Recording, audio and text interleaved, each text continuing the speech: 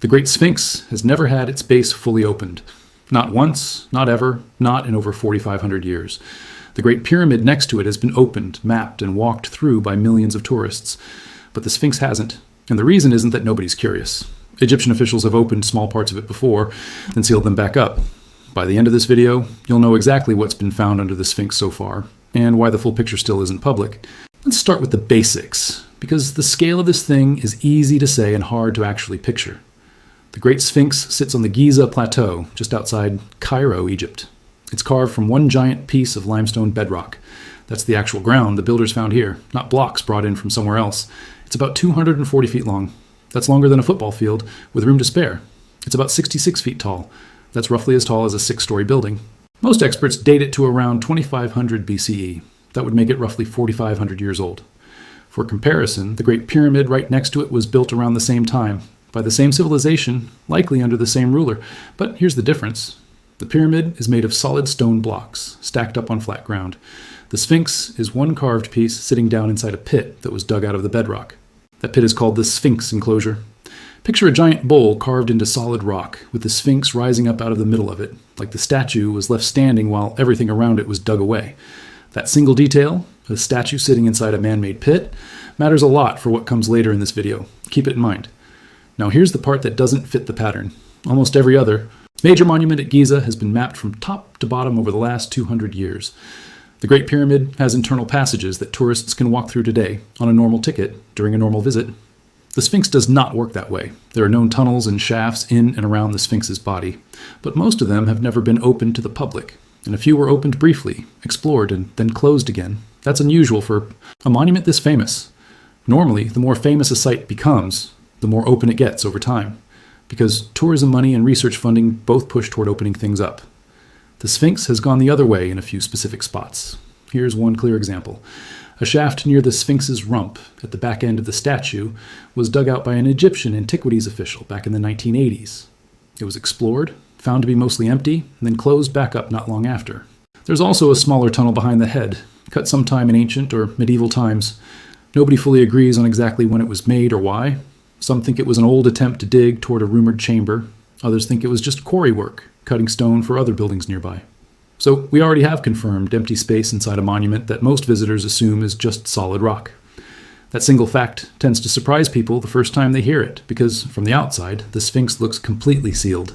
Now let's talk about how people have understood, or misunderstood, this monument, because that part of the story is almost as strange as the tunnels. People have been trying to explain the Sphinx for thousands of years, and they haven't agreed on much the entire time. Ancient Egyptian texts from the New Kingdom period, which was over 1,000 years after the Sphinx was originally built, already treated it as an old and mysterious monument. In other words, even the ancient Egyptians who came later didn't fully understand it either. A famous stone tablet called the Dream Stele sits between the Sphinx's front paws to this day. It describes a young prince named Thutmose falling asleep near the statue and having a dream. In the dream, the Sphinx spoke to him and told him to clear away the sand that was burying it, promising he would become king if he did. That story tells us something concrete. It means the Sphinx was already buried up to its neck in sand at points in ancient history, over 1,000 years before that dynasty's civilization even ended.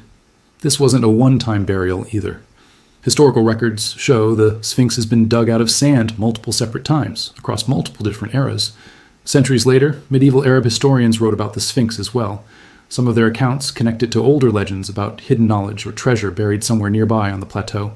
Then, jumping all the way forward to the 20th century, an American psychic named Edgar Cayce claimed there was a secret hall of records buried under or near the Sphinx. According to Cayce, this hall held lost knowledge from an ancient, forgotten civilization, and it was supposedly sealed away to be found again someday. Mainstream archaeologists do not accept Cayce's claim as historical fact, and it's worth being direct about that.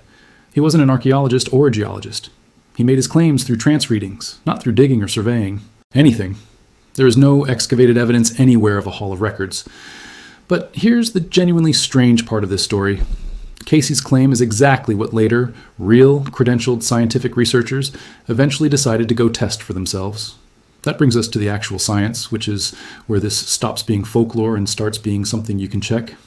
In 1991, a real scientific team ran a seismic survey around the Sphinx. A seismic survey means they sent sound waves down into the ground and measured how those waves bounced back up. It works kind of like an ultrasound scan, except instead of scanning a human body, they were scanning solid rock. The lead geophysicist on this project was a man named Thomas Dobecki. He worked alongside a researcher named John Anthony West, who had been pushing for years to get a real scientific team to test some of the older, unproven Sphinx theories. Their equipment picked up something odd near the Sphinx's front paws. The readings showed a section where the rock density looked noticeably different from the solid bedrock surrounding it. Dobecki interpreted this reading as a possible cavity, roughly rectangular in shape, sitting a good distance below the surface, not right at ground level. Now, here's the honest, mundane explanation, and it's the one that most working geologists actually lean toward. Limestone naturally forms pockets, cracks, and softer zones on its own, especially in a region like Giza that has a long geological history of water moving through the rock. A seismic reading can easily pick up this kind of natural variation and make it look like a hollow cavity, even when it's really just a softer patch of stone, not an empty room. That explains part of the mystery, honestly. Seismic surveys aren't X-rays. They give you rough shapes and density differences, not a clear photograph of what's actually down there. But here's what that explanation doesn't fully cover. Later, surveys, run by different teams using different equipment, including ground-penetrating radar in the 1990s, picked up similar anomalies in roughly that same general area near the paws. Multiple independent teams, using different tools, working at different times, kept landing on the same odd signal in the same rough spot. That repetition is the exact detail that has kept this question open for more than 30 years instead of quietly closing. To be completely clear here, an anomaly on a sensor reading is not the same thing as a hidden room full of secrets. Those are two very different claims, and it's important not to blur them together. Egyptian antiquities officials, including former antiquities minister Zahi Hawass, have publicly and repeatedly stated that there is no evidence of a hall of records or any hidden library sitting under the Sphinx. Hawass has personally led real excavations at the Giza Plateau for decades. He has generally dismissed the more dramatic claims about the Sphinx as unsupported by anything actually dug up so far. That is a fair, expert-backed position, and it deserves to be taken seriously, not brushed aside just because it's less exciting. But here's what that official position still doesn't fully close off. No evidence has been found yet, and we have confirmed there's definitely nothing there. There are two different statements, even though they can sound similar. The specific anomaly zone near the paws, the one first flagged back in 1991 and echoed again by later scans in the years after, has never been fully excavated and shown to the public in detail. As far as the publicly available record shows, it also hasn't been formally ruled out. Stick around, because the next part is exactly why that small gap between unproven and ruled out matters more than it might sound like right now. Let's get specific here, because vague, floaty mystery isn't really the goal of this video. Grounded, checkable facts are. Fact 1. The Sphinx enclosure, remember, that's the dugout pit surrounding the statue, shows deep, wavy erosion patterns carved into its stone walls. Some researchers, most notably a geologist named Robert Schoch, argue that this specific pattern looks like heavy rainfall erosion, not the kind of erosion you'd expect from just wind and blowing sand over time. Egypt's climate during the accepted Sphinx building era is generally considered dry, fairly similar to the desert climate there today. Heavy water erosion, the kind that leaves those deep, wavy grooves, would usually point toward a much older and much wetter period in that region's history. That is a real published argument that has gone through peer review in geology circles. It's also genuinely disputed by many mainstream Egyptologists, who argue the wear pattern could come from other causes entirely, including underground water movement, or just different types of weathering stretched out across thousands and thousands of years. Fact 2. That confirmed tunnel near the Sphinx's rump wasn't found or claimed by outside researchers chasing a theory. It was documented by Egyptian officials themselves as part of their own excavation records. It's not folklore, and it's not a rumor passed around online. It's an official, on-the-books discovery. Fact 3. Multiple independently run scans throughout the 1990s flagged that same general zone near the Sphinx's paws as unusual, using different scientists and different equipment each time, yet consistently landing on roughly the same rough location.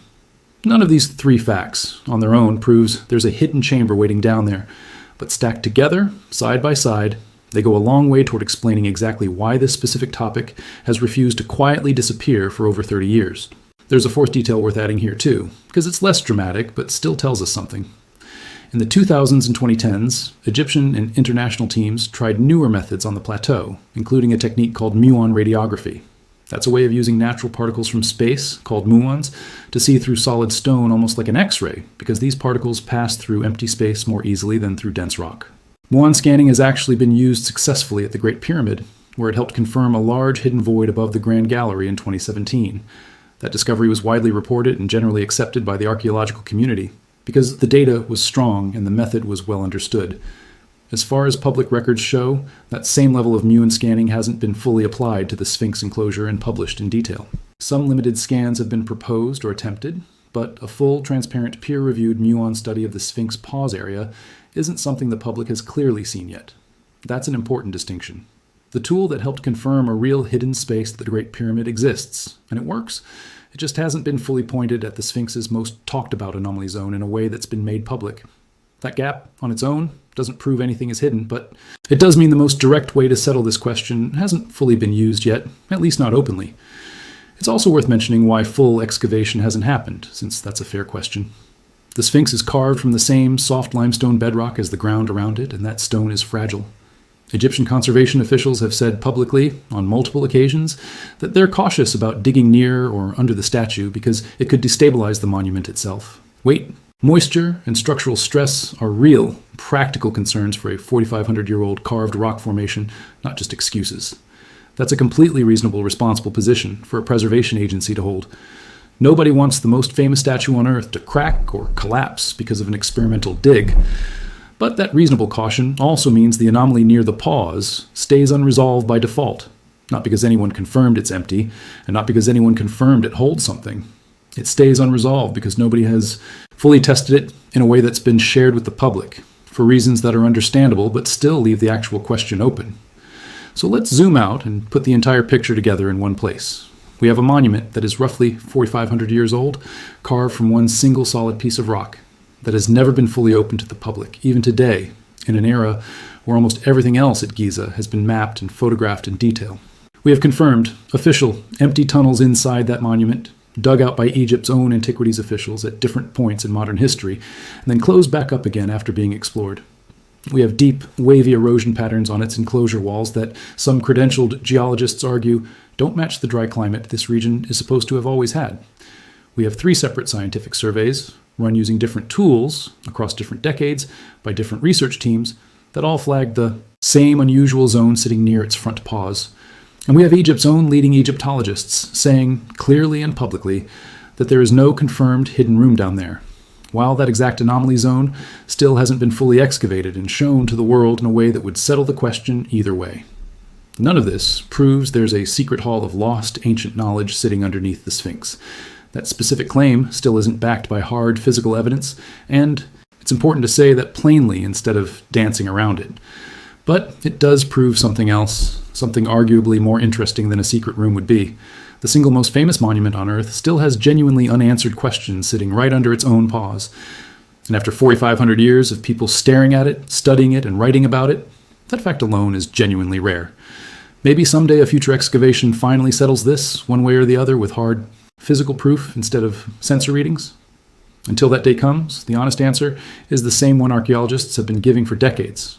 We don't fully know yet, and that's exactly why people keep looking. CTA, short. If the Sphinx still keeps secrets after 4,500 years, that's exactly why we cover stories like this every week. Subscribe. CTA, extended. The Sphinx has stood in that desert for over 4,500 years, and part of what's underneath it still hasn't been open to the public. Not once. If that's the kind of thing that keeps you up wondering what else is out there, that's exactly what this channel does every week. We don't stop at the official answer. There's another sealed passage on the Giza plateau we haven't covered yet. That's next week.